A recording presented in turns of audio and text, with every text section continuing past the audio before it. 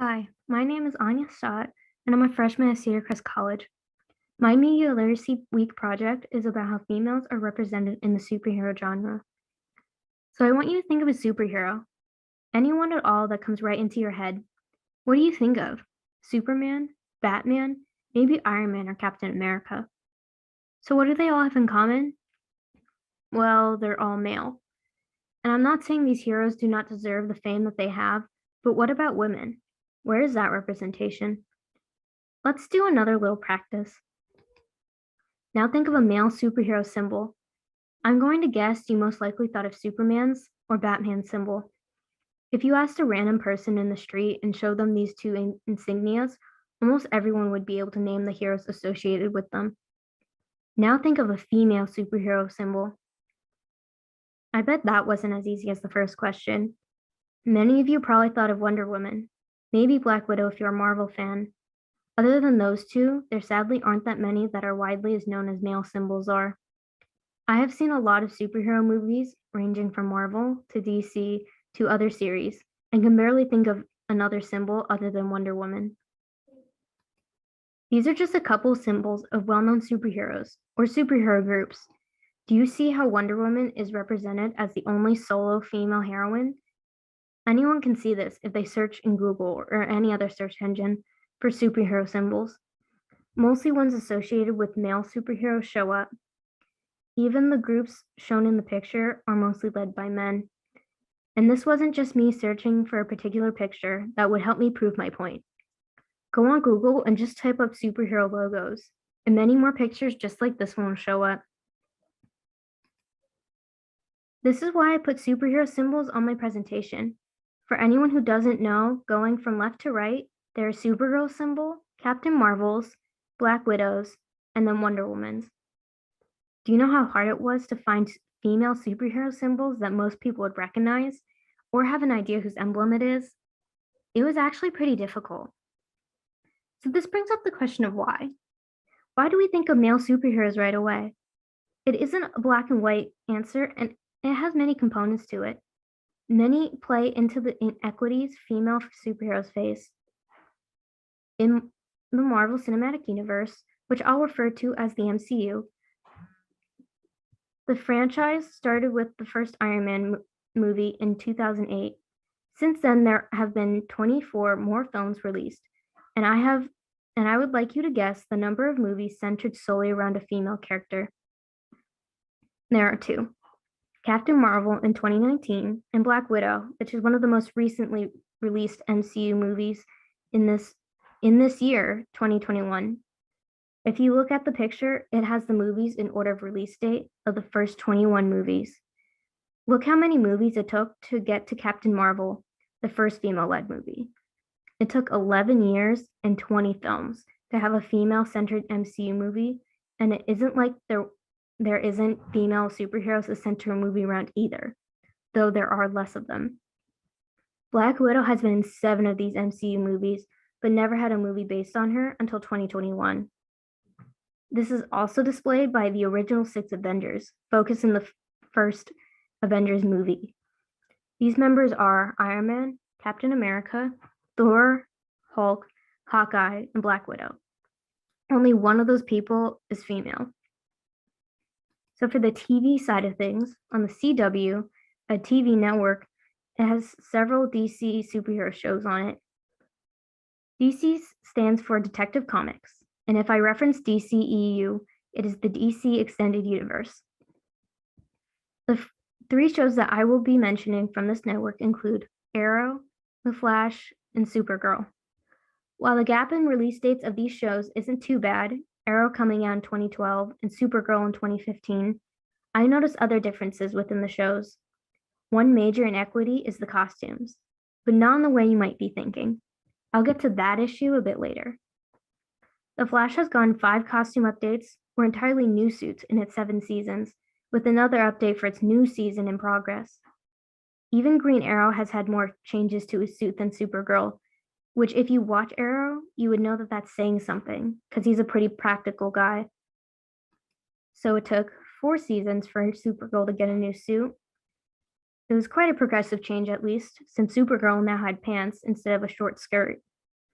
Almost all of these superhero CW shows film in Vancouver, Canada, and the actress Melissa Benoist expressed being cold while filming with her legs exposed. I understand that the writers and producers want to have an accurate costume from the comics, but the actress's concerns should be taken into account. Also, it took years for any updates, especially when you compare it to her male counterparts, who got 3+ upgrades. In my opinion, I feel like the suit with pants does not stray away from the character's origins or values. So it should not have been such an issue to have even a small upgrade to the costume for Supergirl. So talking about costumes, this kind of leads into a topic I hinted earlier. And this topic is sexualization. There are less female superheroes represented in the media, but how accurate are these depictions? According to the American Psychological Association, sexualization is to make something or someone sexual in nature, or when someone's value is reduced to one's appearance. For these examples, I will mostly be referring to Marvel and DC superheroes. For Marvel actresses, Scarlett Johansson, who plays Black Widow, Elizabeth Olsen, who plays Scarlet Witch, and Brie Larson, who plays Captain Marvel, have all faced overly revealing costumes and discrimination for not displaying the typical feminine behaviors. Black Widow is hypersexualized throughout the MCU franchise. In Iron Man 2, she literally undresses in the car to get on her suit. I almost think that her fight scene after that is overshadowed by that undress scene, since most people can probably recall that scene if asked about the movie. They also emphasize this when Happy, which is a person's name, looks at her while driving the car. In her introduction in that movie, Tony is shown to be very interested in her looks when looking at her profile. Then in the first Avengers movie, her opening scene has her in a skimpy black dress that no one would really fight in, and then has her fight in it. The writers and producers definitely play on Johansson's appearance and use it. Scarlett Johansson did an interview with a journalist from Collider, and when asked about sexualization of superheroes, she said, "You look back at Iron Man 2, and while it was really fun and had a lot of great moments in it, the character is sexualized, you know? I really talked about like she's a piece of something, like a possession or a thing." She then references her introduction in Iron Man 2 and how Tony talks about her character. "I want some." Yeah, at one point calls her a piece of meat, and maybe at that time that actually felt like a compliment. Johansson felt as if her character in the beginning was treated like an object instead of a human being, which isn't what Black Widow stands for at all. Elizabeth Olsen also had issues, but this was with her superhero suit. In the past, in an interview with Elle, Olsen commented on how she would change the neckline of her suit. She even compared her character to other female heroes, such as Valkyrie from Thor Ragnarok, who did not have such exposing outfits. This interview was in 2018, so this was before her TV series. For WandaVision, she had input for the design of her suit and wanted to make it functional, which is why her new suit had a higher neckline. Captain Marvel faced many issues, but not like the ones we previously mentioned. It isn't that the actress felt sexualized or had to wear an exposing costume. Her superhero suit is actually pretty realistic in terms of fighting and protection, but fans largely criticize the movie. There are several reasons for this dislike. So some fans actually pointed out that the character, Carol Danvers, doesn't smile enough. I'm not joking. Fans have a problem with her not smiling. Do you see Black Widow or Scarlet Witch smiling often in their other movies? These characters are put in extreme and horrible conditions. Why would they need to smile? Like, I get at the end we want them to be happy, but seriously? The tweet on the right expresses the opinion of many. This person edited these screenshots of Captain Marvel and had it changed so she's smiling. The person also implies that they have fixed the character by having her smile. This person is not alone, as many express the same thing. Some fans hated the movie before it was even released. Some of the hate is directed towards the actress, Brie Larson. Brie Larson is a vocal feminist. Before the movie was released, she made some comments about most of her press days having many white males. Fans did not like that statement and immediately jumped to conclusions. There are many people who took that as her saying she has something against white men, which is obviously not true. Some took it as far as saying they would boycott the movie because Larson would not want white men or men in general seeing her film, which is displayed by the comments at the top right, in which one of them reads, Larson has made it clear, men need not attend this movie. Larson did not mean she hates men, but that she felt like the environment wasn't inclusive. She later clarified this, but people continued to drive negative comments towards her film. The other image shows other reasons why fans dislike Captain Marvel. When I watched the movie, I thought she was a little unemotional at times, but one has to look at the context. She has amnesia and doesn't know where she came from and has no family. She grew up where she knows she's different somehow. I get her character may not be for everyone, but that doesn't mean she should be labeled as unlikable or belittles everyone. Other characters in other movies belittle or name call other people, but no one has experienced so much hate as Captain Marvel and Brie Larson. Black Widow just was released this summer, and no one says how the movie could be an agenda like Captain Marvel. Captain Marvel and its actress have experienced unfair treatment and sexist behavior. Most of these comments had nothing to do with the quality of the film.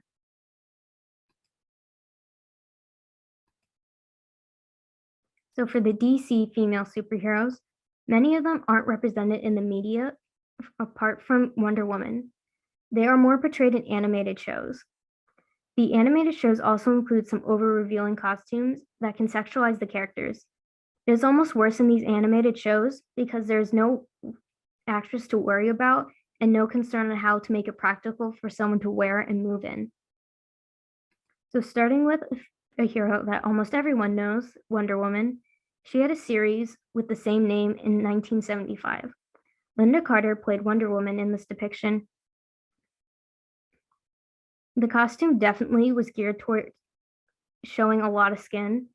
It is important to mention, though, that Carter did not feel like her portrayal or Wonder Woman in general has been sexualized. So she wasn't uncomfortable in the outfit.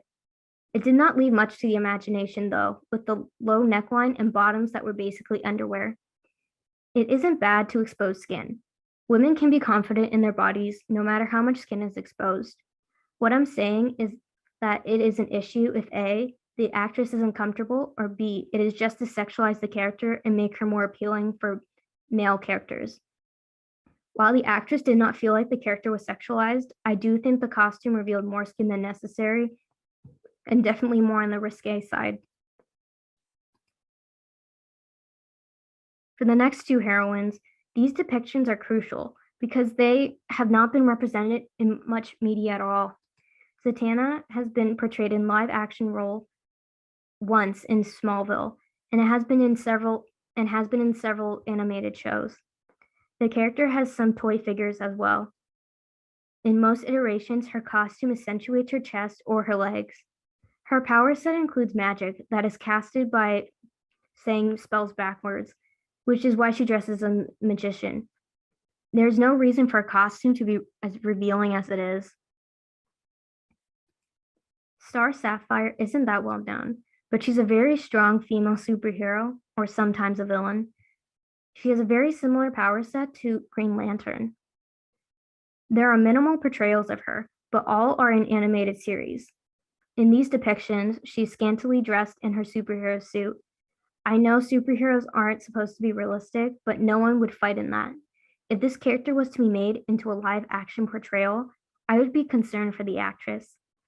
These characters also show how not many female superheroes are represented. Many of you probably don't know who Zatanna or Star Sapphire is at all. So more recently, there are writers and producers and actresses that do recognize these issues. Some of these writers write this acknowledgement into their scripts and have the female characters face these troubles on screen.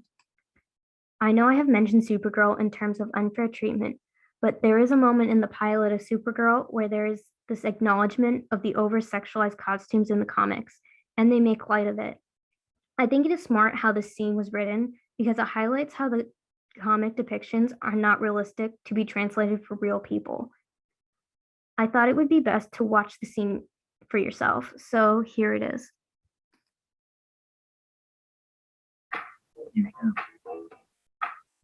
So how is it? How's it fit? I'm not flying around thinking to go in this thing. I was right to the beach. Where's that cape? It's your lane. You tell your cousin I said so. Actually, never do that.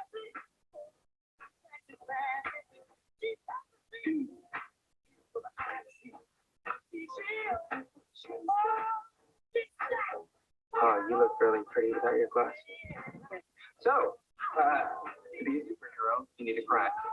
I hacked into the NCPD. There's a car chase on the 112 freeway. I can do car chase.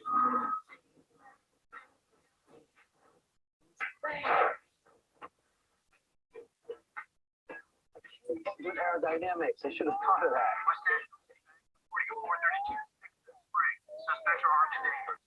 You sure you're bulletproof?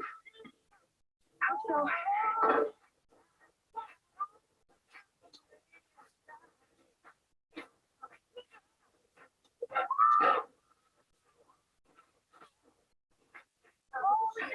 The new cape is made from a structured polymer composite, much sturdier than, and this one has the S for super, just like your cousin. It's not that. My family's coat of arms. The House of Elf.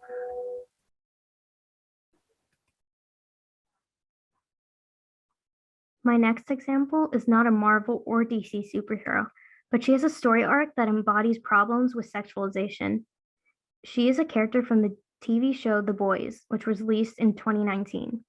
Throughout season 1, the Seven, who are a group of famous superheroes, force her to change her costume, and she experiences sexual assault as initiation into the group. She comes into herself, speaks out about her sexual assault, and changes back to the costume she wants to be in by the second season. The writers of The Boys not only mention both issues, but have the character work through her experiences and confront the problems. Another good example of a good representation is Starfire. While it didn't exactly start out that way, it definitely got there eventually. In many iterations, she wears some very revealing suits. In the Teen Titans, The Judas Contract, an animated movie, her introduction scene has the males, superheroes, obviously attracted to her and reduce her to just her appearance. On her planet, lip contact is how people translate their languages. The males joke about other languages they know and if she wants to learn them. They only just met her and only care about her appearance. In Titans, a live-action TV series, Starfire only wears a purple dress and a very long black boots for the first season, the whole season. The second season, she wears normal clothes, but never gets a suit. She finally gets a costume in the third season, which is very much upgraded at least. I did not like the season 1 outfit because she wore it for so long and it did not even look like the comic book costume. I really don't get what they were going for with that. The new costume is more a modern take on it, and I really hope others follow this example. It did not even have to be a full bodysuit, but it still is a nod to the comics without sexualizing the character and actress. I think it is important to mention that male superheroes often do not have their costume changed much from the comics into more sexualized versions. So, with all this being said, you might be thinking, why is this important? These are just fictional superheroes. What does it matter to me? Entertainment is very important in our lives. It is where many of us go to feel happy or thrilled or just to distract us. Superheroes are everywhere because of that. Still not convinced though? Well, there's much time spent with superheroes. There's 25 films currently, up to Shang-Chi, released in the MCU and 10 in the DCEU. This translates to 3,137 minutes, or about 52 hours of MCU Marvel movies, and 1,346 minutes, or about 22 hours of DCEU movies combined. This does not even include TV shows, animated shows, video games, and other media from these two franchises. Also, I mostly used examples within these two cinematic universes, meaning that there are major franchises within Marvel, for example, that are not within the MCU, such as the X-Men or the Fantastic Four, which are major groups but are not included. Then there are all forms of media with other companies because there's much more than Marvel and DC. Then there's the sheer amount of superheroes. Think of the biggest assembly of superheroes. Maybe you think of the scene in Avengers Endgame, not to spoil it. There are so many recognizable superheroes in that scene, and there are so much more in the comics. Marvel Comics alone has thousands of heroes, and this doesn't include other people in the gray area, not quite a hero, but not a villain, or one-off heroes, or even villains, or characters that aren't heroes in the traditional sense, but want to help, like Lois Lane. There are tens of thousands if you include those people. So really only a few get any representation in media. Some heroes get many iterations, yet some hardly get any or at all depicted outside of the comics. With there being thousands of heroes, there are thousands of opportunities for media representation. So the superhero genre will only continue to expand and grow. With a lot of characters and movies and shows comes money, and I mean spending it.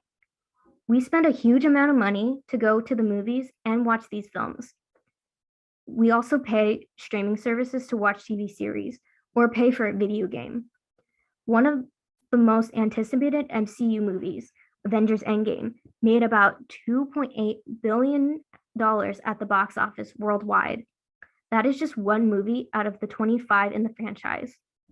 Batman vs. Superman: Dawn of Justice made $872 million at the box office. These are just two movies out of two huge franchises.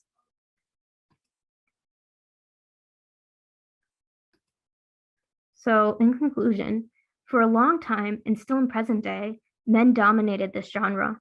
One of the reasons for this is why many of the superheroes we recognize are men.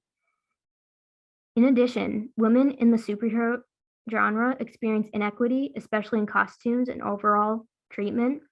They are written to be seen as feminine, attractive, thin, and innocent. Actresses have felt sexualized, and while it is getting better with acknowledgement of these issues, it still exists. And I'm not saying that men don't face these issues too. They just face them in a different way. So this problem is even bigger than what I described. The entertainment industry is so vital in society for all ages. And coupled with the time and money we spend on it, the representation needs to be fair and accurate. Young children are exposed to superheroes all the time. It has the potential to change or warp their perception of females. So yeah, representation is powerful, even in superhero movies, especially in superhero movies. Thank you.